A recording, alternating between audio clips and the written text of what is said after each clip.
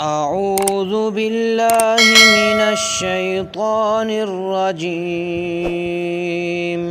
بسم الله الرحمن الرحيم.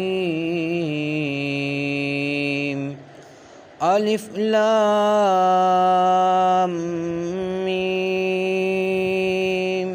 ذلك الكتاب لا ريب فيه هدى للمتقين الذين يؤمنون بالغيب ويقيمون الصلاة